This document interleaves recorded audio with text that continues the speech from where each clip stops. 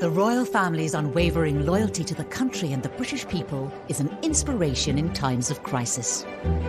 They are brave and they have this rock-hard sense of duty that runs all the way through them. During the Second World War, with British morale at an all-time low, the royal family stepped up, and one member in particular stood out. Putting themselves in the line of danger was integral to the wartime effort, was the Queen Mother's genius, really. Tonight, how the Queen Mother became an icon when the country was blitzed by German bombers. To you, my fellow countrywomen all over the world, what have I done, you may ask, compared to what my boy has to put up with? How she was determined to stay put, despite deadly dangers. Queen Mother said, "The girls won't leave without me. I won't leave the king, and the king will never leave." And she meant it. How she took extreme measures to protect herself from the imminent threat of German kidnap. She was ready with this rifle. She had guts, and if she could, she would have used it against the enemy. And the moment Hitler came close to an assassination that would have changed the course of our history. Hearing the unmistakable whir-whir of a German plane and the scream of a bomb that hurtled past them and exploded in the quadrangle. We'll hear how this extraordinary lady boosted morale across the empire. I wish you all every good fortune in the admirable work that you are carrying on. She was leading from the front and saying, "We will get through this," and was the epitome of that British stiff upper lip, but also with a smile on her face at the same time. And how the Queen Mother pulled no punches when it came to the enemy. She made sure that everybody knew that she was practicing killing Germans by killing rats. Hitler famously called the Queen Mother the most dangerous woman in Europe. She actually ended the letter, "Tinkety tonk, old fruit, and down with the Nazis." The royal family are figureheads for the morale of the nation, through good times and bad. A crisis is really when the monarch has to earn his or her butter. Because it's all very well waving and smiling, but when the country's got real problems, that's when we really expect to see our king or queen. They are brave and they have this rock-hard sense of duty that runs all the way through them. Our Queen witnessed her first national crisis at the outbreak of the Second World War, when she was just 14. But all eyes are now widely known as the Queen Mother. Elizabeth Angela Marguerite Bowes-Lyon was born in 1900. A lady at the age of 4, she was homeschooled and fluent in French by the time she was 10. Well, my understanding is that Elizabeth was always a very bubbly, buoyant, bright, naughty, mischievous child and adult. She was very charming, she was very intelligent, and she was extremely determined. She was one of the most determined people you could ever hope to meet. She had a kind of carpe diem attitude to life. She talked about how terrible it would be if you'd gone through your whole life not doing the things you weren't supposed to do. So you hadn't smoked, you hadn't drunk, and then the next day you were run over by a big red bus. So what should you be doing now to make the most of the opportunity?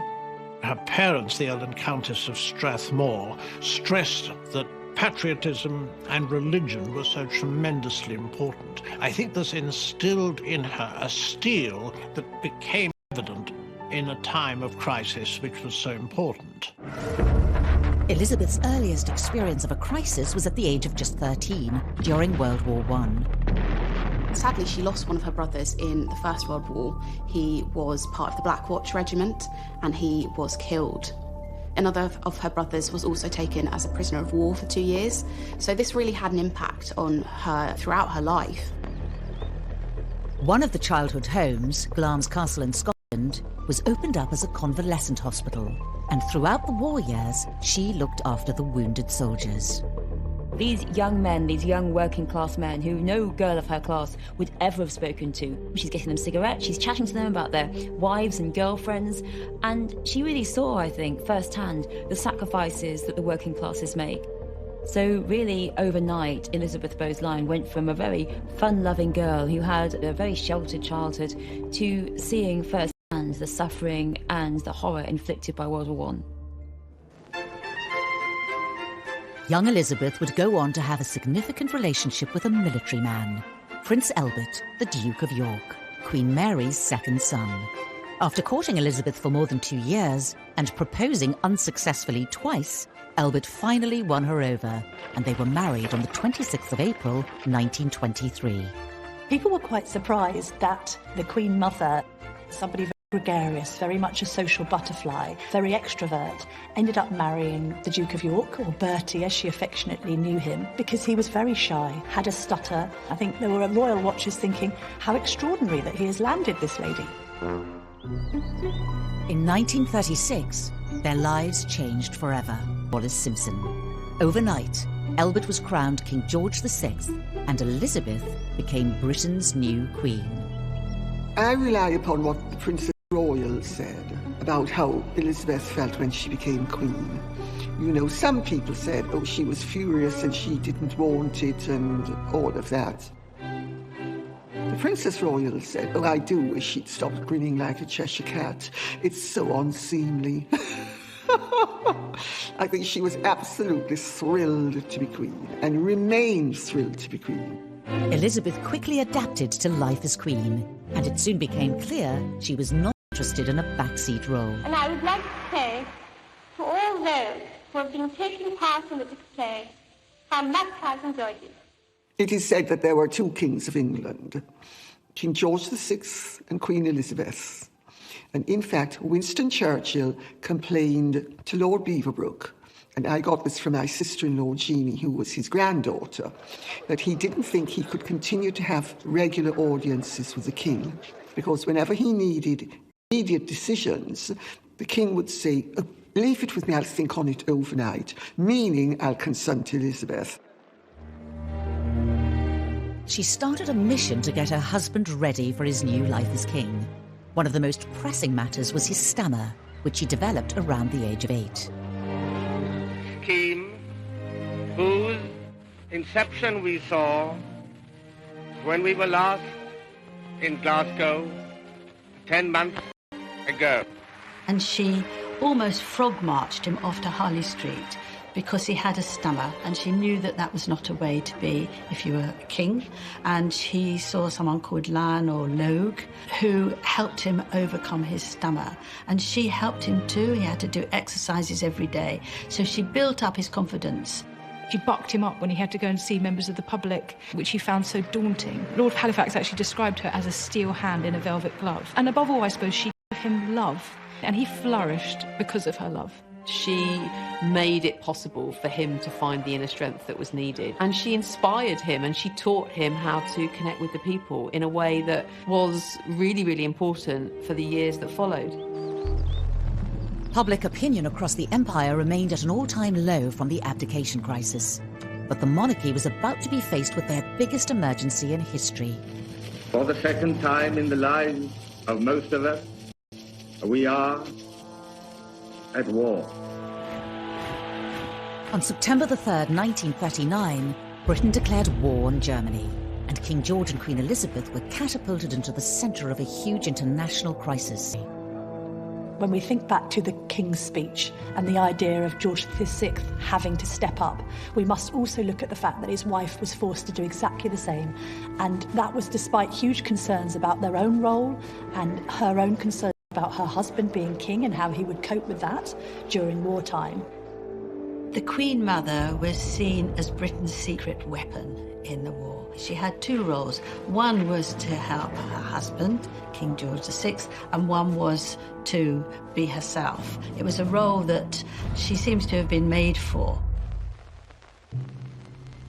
4 months into the war, rationing was rolled out across every household in Britain. Restrictions were placed on the purchase of all kinds of food produce, including meat, bread and dairy.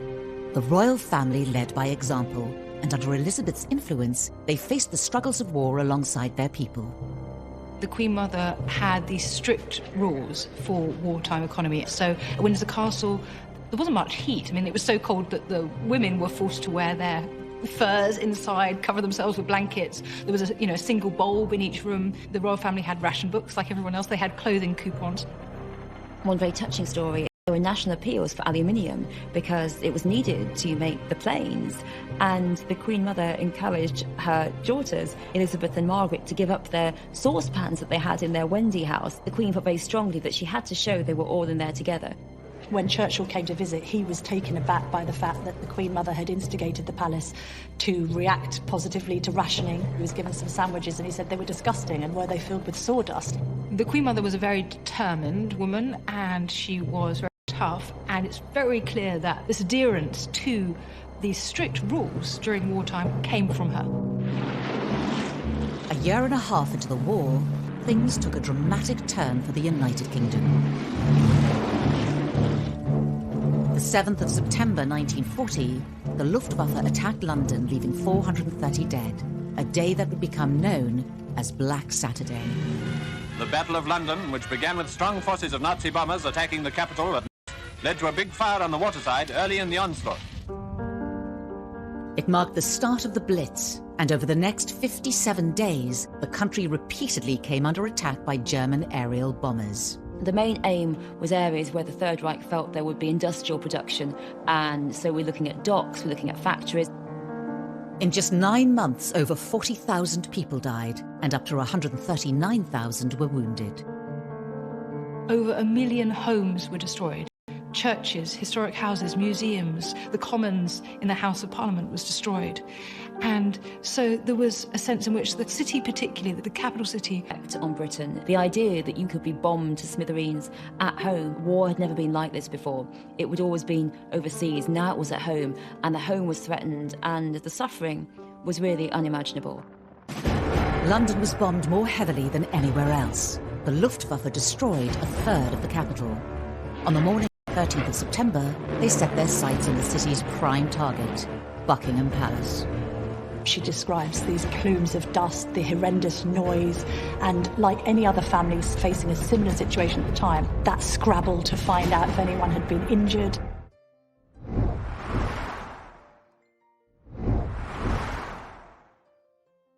Historically, it was the king's duty to fight on the front lines of war.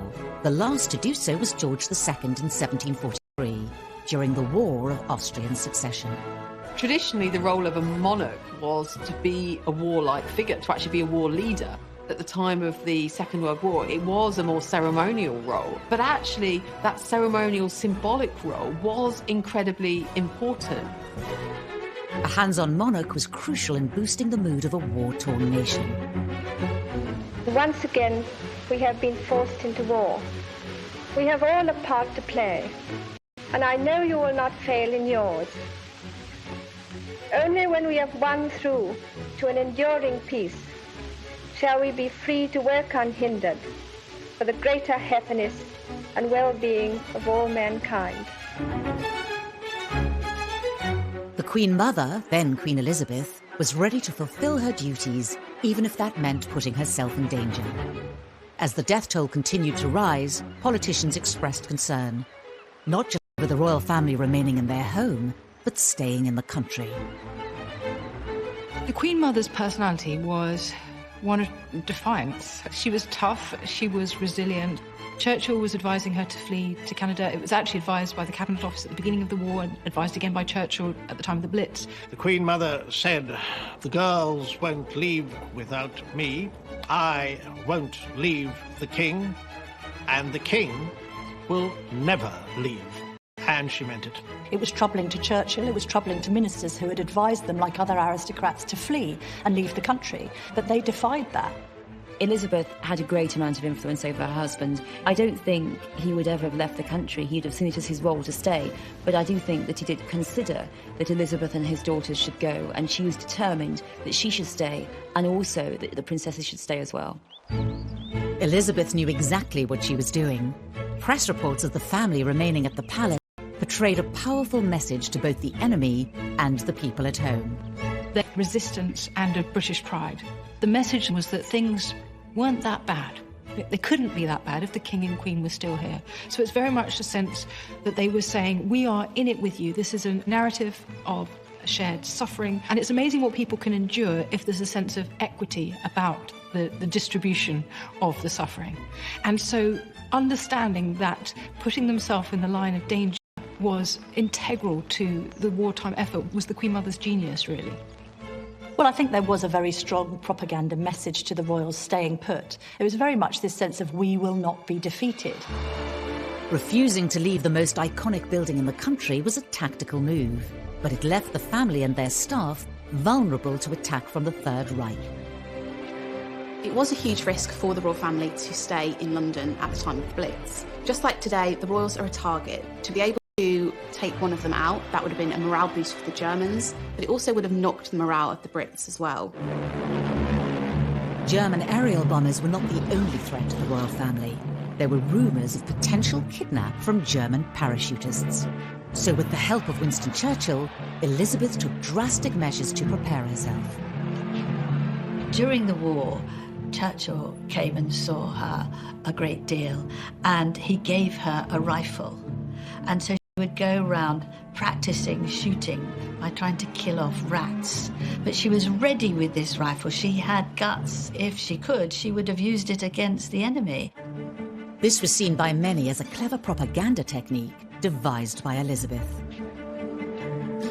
She made sure that everybody knew that she was practicing killing Germans by killing rats. There was a link, and the link was that the Nazis were rats. And so the word was leaked that she was at the palace practicing shooting rats.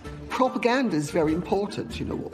All of this tells us of a woman who was humorous in the face of disaster. The expression is a tough old bird, isn't it? She was somebody who wasn't going to easily be cowed. If you think that the best way to deal with rats is to practice hitting them as if they're Germans, then you've got a certain spirit about you. Nothing could prepare Elizabeth for the events that unfolded during September 1940. On the 8th, a 50-kilogram bomb was dropped by the Luftwaffe on the grounds of Buckingham Palace, but it failed to explode. Just a few days later, at 11 a.m. on the 13th of September, the Germans hit the palace again. The Nazis hit Their Majesty's private chapel. The King and Queen had worshipped here only a few hours earlier. An unpublished letter written by Elizabeth gave us a unique insight into what happened that day. We have her writing to her mother-in-law, describing, hearing the unmistakable whir-whir of a German plane and the scream of a bomb that hurtled past them and exploded in the quadrangle. So they were very close to assassination. She says that her knees trembled a little bit after the explosion, which seems reasonable when you've had a bomb almost explode on you. The devastation caused by the 5 high-explosive bombs was terrifying. I saw a great column of smoke and earth thrown up into the air, and then we all ducked like lightning into the corridor. She describes these plumes of dust, the horrendous noise, and like any other family facing a similar situation at the time, that scrabble to find out if anyone had been injured. It didn't take her long to realise that she was actually the person who had to make sure that everybody else was all right, and that would be very much her role. So I imagine that's also quite strengthening, actually, if you can put your own fear aside and sort of concentrate on other people's. And I'm sure she did a very good job, because she was basically a very strong person, and she was very much a leader, and she knew that that was where she could make an impact. She went to check on the housemaids, she went to speak to the chef, and she talks of how the servants were really magnificent. They then retreated to their air raid shelter, which we know the Queen Mother had kitted out in soft furnishings and had fashion magazines on a table to make sure that everyone could be relaxed. But again, they were there in there with their staff. Everybody had their nerves shot to pieces, but there was this sense that this was the way things were back then, and that they just had to keep on carrying on, gritting their teeth and getting through it in any way they could. Despite the devastation, Elizabeth's primary concern was her people. She wrote in the letter, "We lunched down in our shelter, and luckily at about 1:30 the all-clear sounded, so we were able to set out on our tour of East and West Ham. The damage there is ghastly." Rather than staying around to deal with their own problems, they went to see those in the East End who'd also been bombed. So that's a private letter, and I think as such it gives us a privileged insight into the character of this woman. The letter also gave a touching and personal description of how Elizabeth was feeling at the time. It does affect me seeing this terrible and senseless destruction. I think that really I mind it much more than being bombed myself.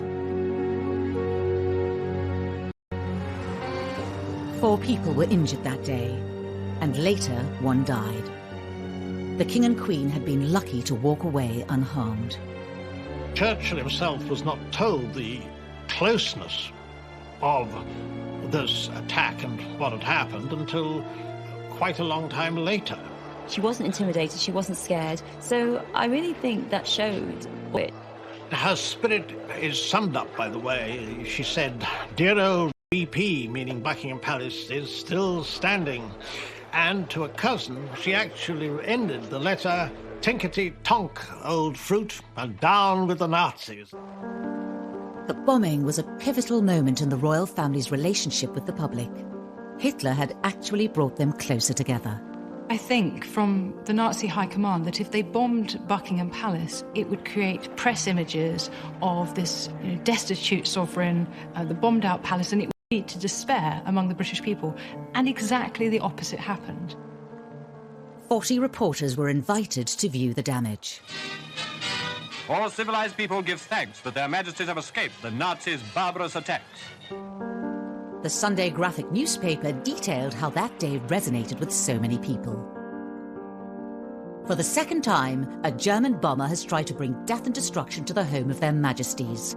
When this war is over, the common danger which King George and Queen Elizabeth have shared with their people will be a cherished memory and an inspiration through the years.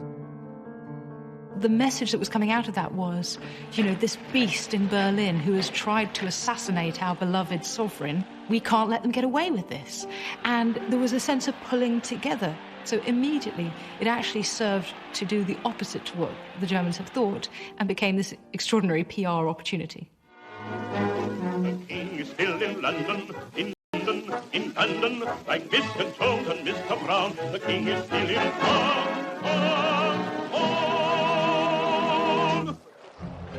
Sharing in the horrors of the Blitz by staying put at the palace was just the start. Elizabeth forged herself a new role and became an inspiration on the streets of war-torn Britain. There were times when the Queen Mother was putting her arm around people, physically comforting them through this horrific time. She was by her husband's side, but really was hugely influential, and it was almost more her than him that became the figurehead at this time of great national crisis.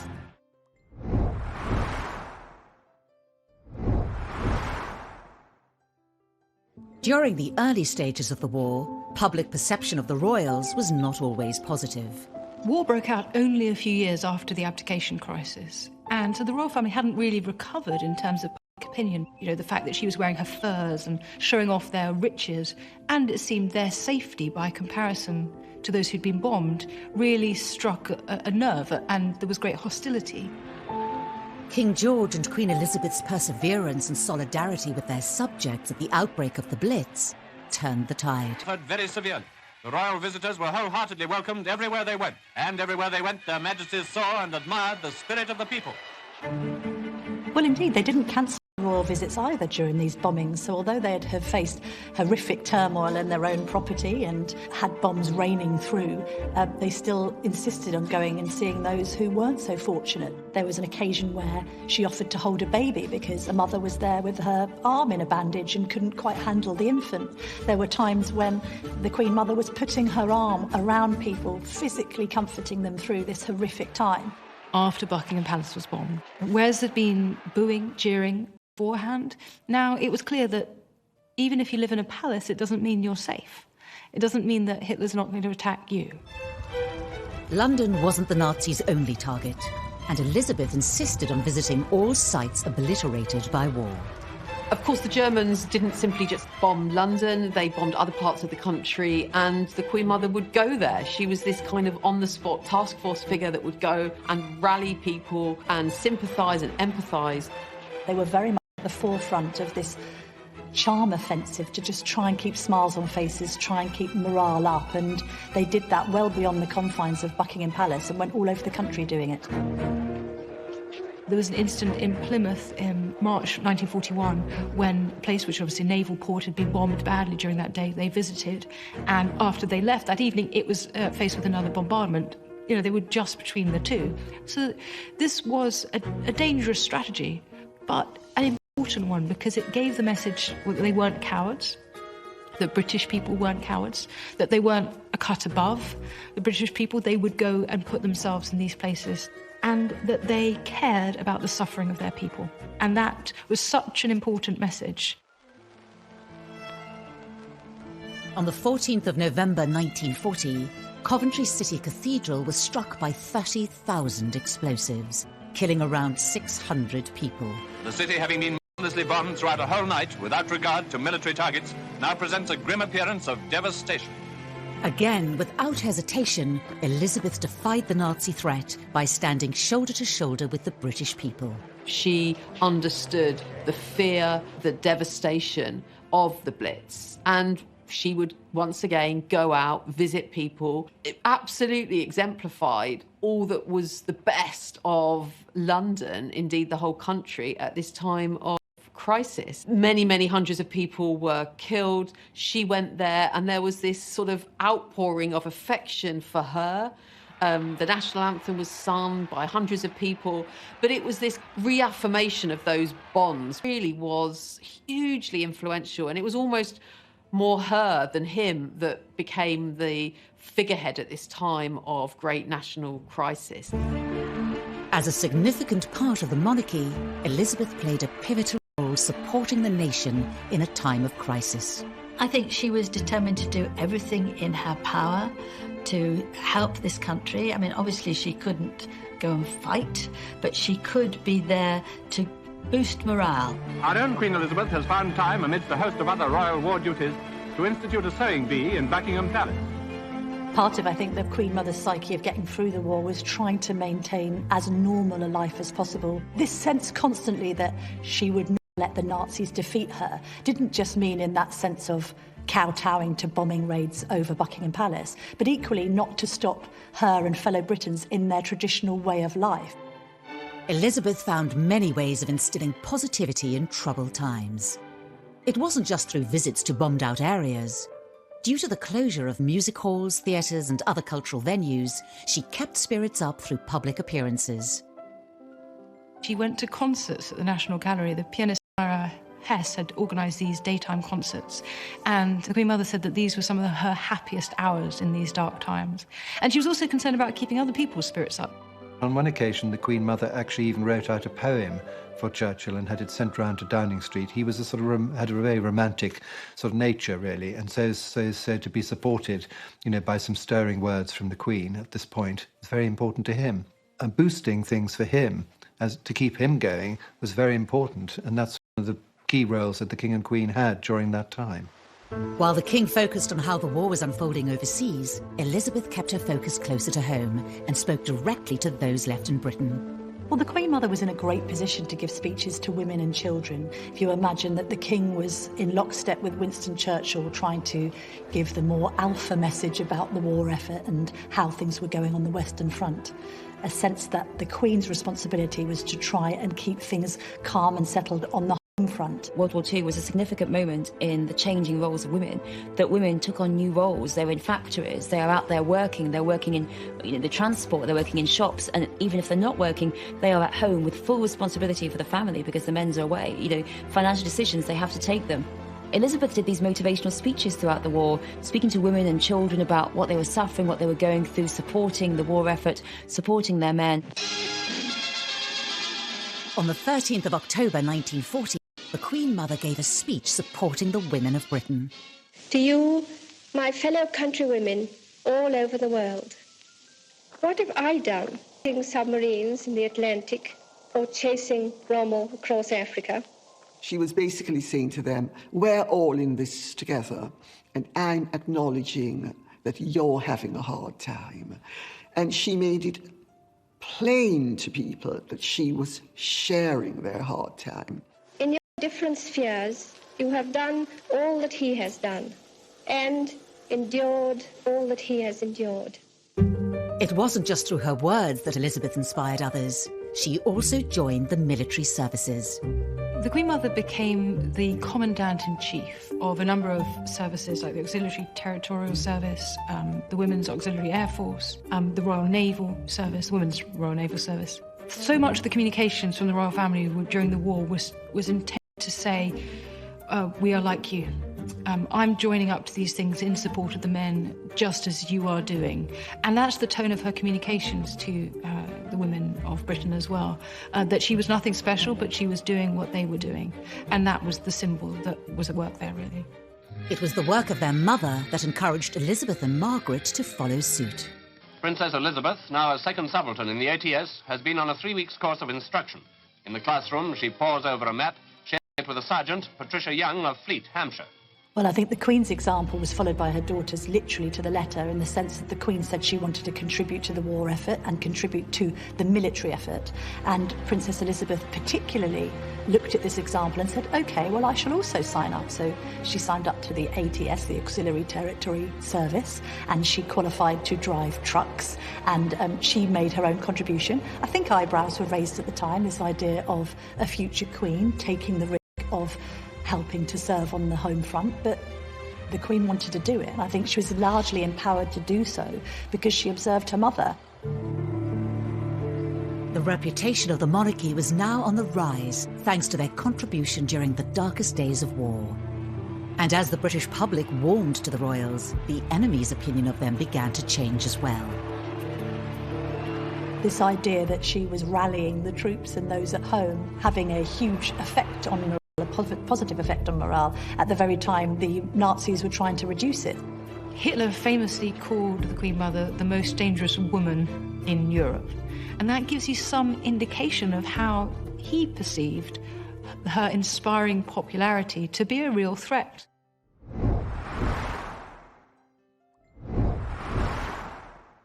Tôi về thuở xa xưa bay cao cùng cánh diều đùa chơi với đám bạn hồn nhiên ngây thơ vui đùa ngày tháng để lòng tôi hân hoan vì trời mây ngày xưa dấu yêu.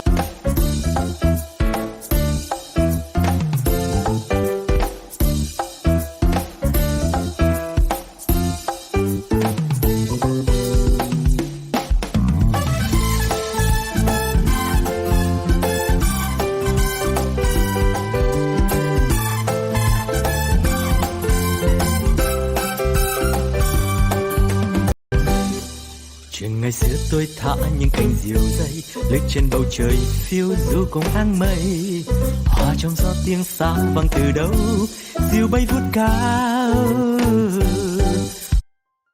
Britain's beloved monarchs were again demonstrating a human sympathy for their subjects, whose courage has never yet been shaken. The Blitz spirit was a rare moment of hope to emerge from the ruins of heavily bombed London during World War II. The British people were brought close together through the common goal of surviving the war, and the then Queen Elizabeth, now known as the Queen Mother, nurtured the solidarity. The Queen Mother was a key part of Blitz spirit. She really felt that it was her job to give hope. It was her job to go and see people and say, it will be better. And I think she knew that it meant so much to people for her to go out there. Elizabeth was at the forefront of raising the nation's spirits during the war. But in the dark days of the Blitz, would even her best efforts have an impact? Well, I think the Brit spirit and this idea of keep calm and carry on is very much exemplified in the Queen Mother.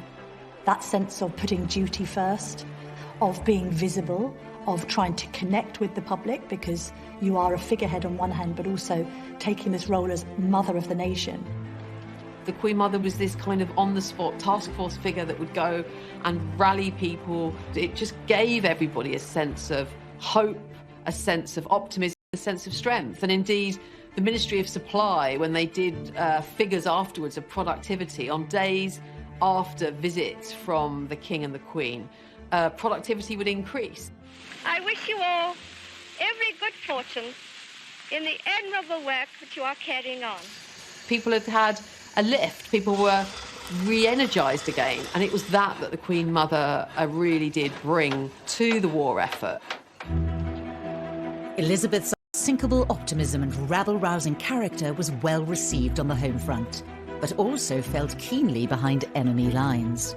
Hitler famously called the Queen Mother the most dangerous woman in Europe, and that gives you some indication of how he perceived her inspiring popularity to be a real threat, that actually it would continue to encourage British people to keep going in the face of what looked like certain defeat. It is not putting a smile on their face. I'm sure the Queen Mother loved the notion that Adolf Hitler dubbed her the most dangerous woman in Britain. This idea that she was rallying the troops and those at home and having a huge effect on morale, a positive effect on morale. She was wonderfully defiant. That can't have gone down at all well in Nazi headquarters, I wouldn't have thought.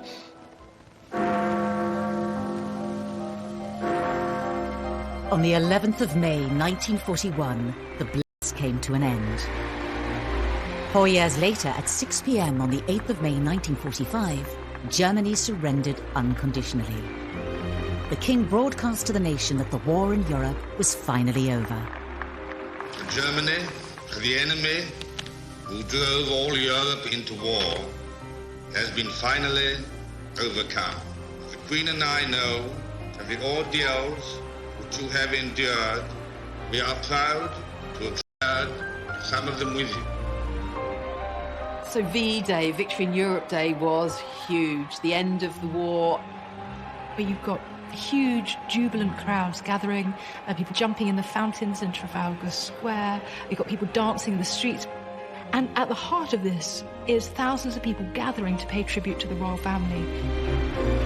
The royal family were at the heart of the nation's celebrations. The King and Queen had been at the heart of the war effort. And that was displayed in the appearances. Everybody went absolutely wild. The King and Queen were called onto the balcony 8 times.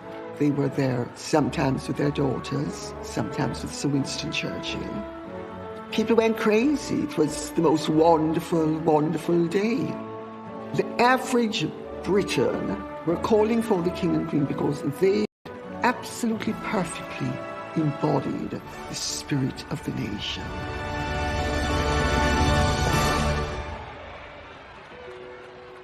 The war had finally come to an end. VE celebrations were over, but Elizabeth's contributions to the war effort continued. The Queen Mother never forgot the East End, and she did, post-war, make many visits. She also never forgot her military and wartime connections, and was very much a symbol going forward of the proper memorials around events like D-Day and VE Day. We see her again and again at the heart of celebrations to mark the 50th anniversary of the end of the war, or just before her 99th birthday, she unveiled a memorial at St Paul's Cathedral to those civilians who died during the bombing of London. So this was absolutely in her heart to the end of her life. To take the Blitz as it came, they defied it. In particular, Elizabeth's unique relationship with the East End was never lost. After all its residents had been through during the Blitz period, her commitment to them continued, visiting them whenever she could. The famous one is from 1987 when she visited Limehouse. She went to a pub, she poured a pint, so she herself was 87 at this time, poured a pint and then drank it about 3/4 of it, we're told.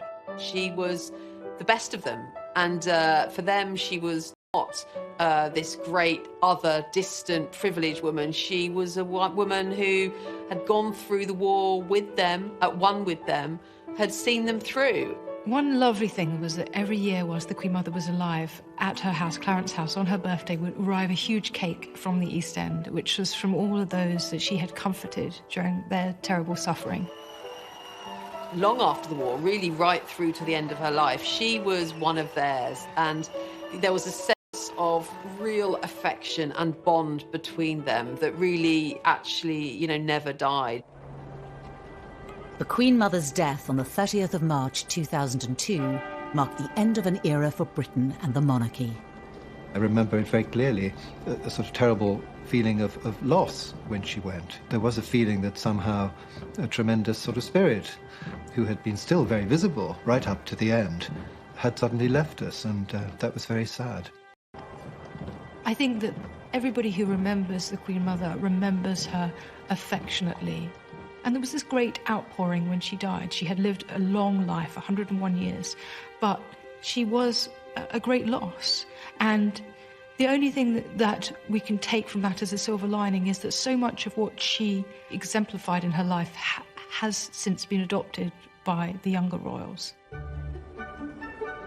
The Queen Mother's efforts during the Blitz set the standard for future royals, particularly in times of national crisis. The Queen Mother's example was very, very important to the other members of the family and to the younger ones as they saw what she did. And certainly the way that the royal family operate today, the Queen is very quick to go to a place of tragedy or crisis. Even though the Queen Mother is now dead, people still talk about her in World War II. She set the bar for what is expected of a queen in a war. You go out there, you see people, you think about others rather than yourself. That is really important. There is this reflection that the Queen Mother's contribution during the Second World War should always be echoed, that it was a hugely successful example of where royals are at their best, connecting with the general public. And we very much see that in Princes William and Harry in the way that they now carry out their difficult times and using your position of enormous privilege to give something back to the communities around you. No royal can ever stay in their gilded cage. No royal can ever stay in their tower if there's a moment of national crisis. What she did during World War II, it's impossible to say how important it was. What she gave to morale, to the country, to her husband, and really to the vision that Britain could survive.